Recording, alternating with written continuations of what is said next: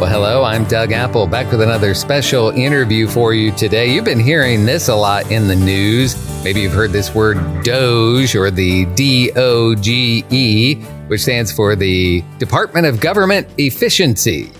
Now, I know back when President Trump ran the first time, he used this phrase, drain the swamp. He was going to go to Washington and drain the swamp. Well, one of the things we have in the swamp is a lot of wasted money. Nobody likes to pay taxes. In the old days with the redcoats, we talked about taxation without representation. Now we just have high taxation with representation. And all this junk ends up in these budgets and wasteful spending. How does it happen? How do we end up with this waste and fraud and abuse? In fact, that's what one government leader said. There's waste, fraud, and abuse in, quote, every corner of the federal government. Well, what can be done about it? Does it impact us personally? Is there anything we personally can gain from this effort? We're going to talk with Mike Sharman about that. Mike Sharman is up in the Washington, D.C. area. He's the legal counsel for Share Healthcare, which you've heard about here on Wave 94. But Mike, we're talking about DOGE. What is the big deal? Why do you care about it? And how does it impact us down here on the local level? Well, thanks, Doug. I think all of us should care about it because, one, we're paying taxes for waste, and the real waste is the fact that, as we've discussed in prior interviews, the interest on our governmental debt to pay for these things is so huge. It's third or fourth largest item on our budget, depending on whose calculus you're looking at. But it's huge. It affects all of us. It affects our children and our grandchildren and our great-grandchildren because of that debt that we're borrowing money to pay for things that are either wasteful or we don't need. The simplest thing of budgeting is you don't spend more than you make. Mm-hmm. And that works for families, that works for companies, that works for state and local governments. But for the federal government, which has had the ability and the vice of just printing money, they don't follow that. Because when the tough decisions get made, they just make more money rather than make the tough decisions. So we all should care about it. So in the government, pretty much each agency or sometimes sub-agencies have what's called inspector generals. So they're kind of like the citizen ombudsman inside each of these agencies. By that, I mean they're the ones that are supposed to be looking out for what we citizens would want to, not from an agency standpoint, but from our standpoint. So they've just been very frustrated individuals because they look, they inspect, they do huge reports each year, and very few of their recommendations ever get followed. And having talked to a number of the people who work as inspector generals, I can just tell you they are frustrated people because they can see the problem, they've identified the problem, and then nothing gets done. Why? Because federal government can print money, and it's easier to print money than make tough decisions. So there's 70 of these inspector generals scattered throughout the federal government. They make the recommendations, as I mentioned, and there's 13,560 of those unfilled recommendations just hanging out there. This is what one article has said is these inspector generals are giving the North Star, a direction, a guiding light in the quest to slash the wasteful spending for Elon Musk and Vivek Ramaswamy on their Department of Government Efficiency. So one of the big criticisms of that DOGE, the Department of Government Efficiency, has been that it is not really a government entity. President Trump has designated it, which he can do. He can create commissions and committees and things like that. But they aren't elected people, Musk and Ramaswamy. They aren't people that have to go through the scrutiny of a Senate confirmation. So a lot of the criticism about it is, well, these aren't government people. What do they know? So this is perfect for them. These 70 government inspector generals whose specific job has been to identify waste. Well, here's the low-hanging fruit. Elon Musk and Ramaswamy, just go for these. Just do these. And the inspector generals have, in fact, identified 494 of these 13,000 recommendations as priority ones.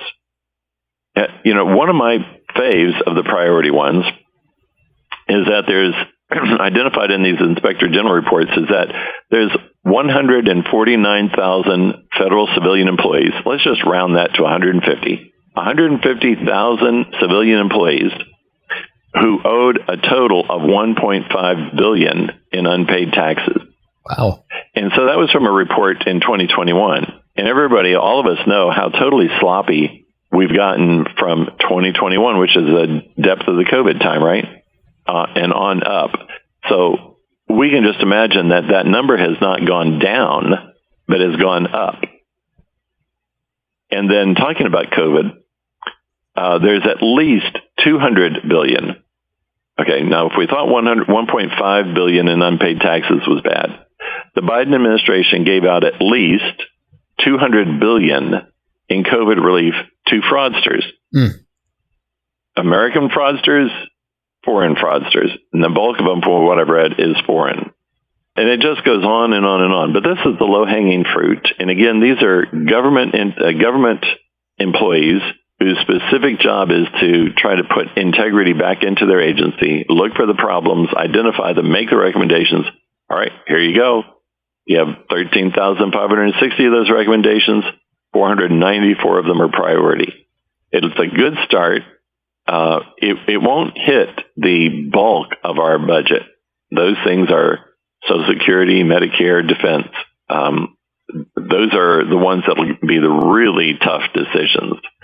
But if we can be having, if we, as the ones who want waste out of government, et cetera, and we as the taxpayers, if we can have success with this, that DOGE entity can have success with this, then it'll encourage more cost savings. It'll encourage more people to be looking for what can be done, how can we cut, are we willing to, et cetera. So it's a good start. And I think this article has a great point. It's the North Star. It's already fixed in the firmament of our government constellation. It's already done. Recommendations are written. The multi-100-page reports are there to support these recommendations. It's a good beginning. Well, and it's very, very biblical. And I'll let you expound on this word, stewardship. Mm-hmm. Right. Well, we're supposed to be stewards, obviously, of what we have in our pockets and our wallets. We're also to be stewards of our vote. So in who we put in. And President Trump was not only elected by the Electoral College, but he was elected by the popular vote as well, and by a relatively significant margin. So we've been stewards as citizens in our vote. And so one of the main things that we'd been pushing and he'd been saying as to why to elect him is because he was going to try to get waste out. Well, here we are. One of the other words or uses of the word steward is you marshal your resources. You bring all your resources together. It's not only how do you spend, but how do you use what you already have? Mm-hmm. And so there's so much duplicative items in government that hopefully that will be part of the stewardship there. But also stewardship for us, we need to recognize that the collective government money is not solely ours. If we ask for more, well, we're asking for it to be taken from somebody else as well, not just ourselves. It's not like, well, can I use my tax money for X and Y? No, it's can I use somebody else's tax money for my X, Y, and Z? So we need to be able to be stewards of what we ask for, and also stewards by just saying often, no, thank you. You're wanting to give all schools new playgrounds. Well, no, thank you. Our school's playground is just fine. It just needs a paint job. And on and on and on and on with that. Yes, my family qualifies for food stamps because it's a really very liberal qualification. But no, thank you. We won't apply for it. We're doing fine. Nobody in the family is starving. And on from there. And we need to applaud those in our government who are actually exercising stewardship principles. We need to applaud these very unsung heroes, the inspectors general. We need to applaud Musk and Ramaswamy if they actually do what they told us they're going to be doing, of making wise and deliberate choices of how to save money and not waste money. We need to applaud President Trump for having appointed these people and identified this as a priority. That doesn't mean we agree with everything these inspector generals do, or that Mr. Musk or Ramaswamy, everything they do, or everything President Trump does. But we need to be cheerleaders on the positive things that they're doing. And cheerleaders, when they are on our side, and even when they stumble right before getting a touchdown, be like the cheerleaders would be in a football game, cheering them on even when they're not doing great, as long as they're on your side. Here in Tallahassee, we know about cheering for teams that aren't doing great. Yes. Let's turn the corner just a little bit on our conversation, because when we talk about stewardship, which is all over in the Bible, we also, of course, that involves the government budget, but involves the family budget. Talk about that. Well, I mentioned how with DOGE following these IG principles, it's going after the low-hanging fruit. So, as you did my introduction, I'm the legal counsel for Share Healthcare, which is a 501c3 nonprofit Christian ministry. And its specific ministry is sharing Christians' medically necessary medical expenses. That we gather together, we're members of one group, and we share one another's medical expenses. So a large part of pretty much everybody's budget is what they spend on healthcare. The average health insurance for a family of four across the United States is right at $2,200 this year. $2,200 a month, not a year, a month. Well, you compare that with Share Healthcare, and we're at $349 for a family of four per month. $349 versus $2,200, that's low-hanging fruit right there in your budget. Now, for some people, that healthcare expense is one of the largest parts of their budget. And so by using Share Healthcare, that immediately changes things significantly for them. For others, it's a part of their budget, but it's not the main one. But again, like DOGE using these IG principles, these IG priority recommendations, it gets success. And success begets success. When you begin doing something that works, you begin looking at other areas. How can it work? All right. So as a family, we went with Share Healthcare. We saved a significant amount of money each month because of it. Now what else can we do? Well, that money you saved, you can put toward your highest interest rate credit, whatever is your debt that you have. If it's credit cards, go with the highest interest. That money that you saved, don't go out and spend it on something else or buy something else. Use it to help you more. And once you paid off those higher interest credit cards or whatever, if it's a car or whatever that other high interest rate one is, then begin applying that, put that amount on top of the amount that you saved with your healthcare pricing because you went with Share Healthcare, and on and on and on until you're debt free. You've been able to increase your amount of emergency savings. You've been able to increase the amount of your retirement savings, and so on. I have a lot of people say, well, all right, well, I want to be saving for my child's college. We have X amount put aside for that. And so and so. Well, how old's your child? Well, 18 months. Okay. Well, how about just paying off debt? Because if you do these debt saving principles, by the time your child's 18 and going to college, you'll be debt free and you'll be able to pay for college in cash as you go because you don't have any other expenses other than food, et cetera. Mm-hmm. So I think we can analogize and look at the DOGE principles and apply those to our own family and just also think of, well, where am I having waste? And, within Share Healthcare, we look at that as well. What's the best way that we can encourage our members, or how can we encourage our members to do the healthcare that they need, but not necessarily the most expensive? So we'll try to inform them, okay, you need an MRI. Well, there's the one down the street, which is $6,000.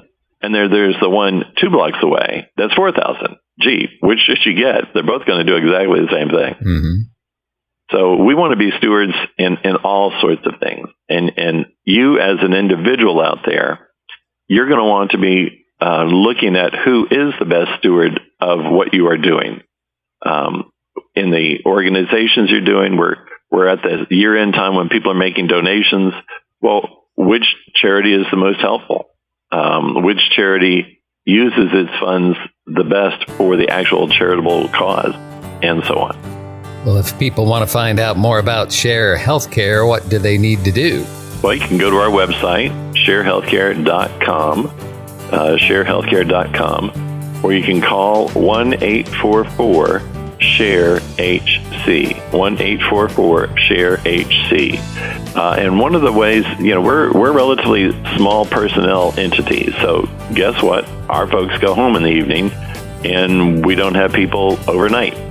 So call during business hours, 1-844-SHARE-HC. And if you're curious after hours, that's where the website comes in. Yeah, that's right. And you can apply and do everything you need to online. Mm-hmm. ShareHealthcare.com. There's a lot more to it than we were able to talk about today, but you can find out more there. And that's Mike Sharman for Share Healthcare, and for Wave 94, I'm Doug Apple.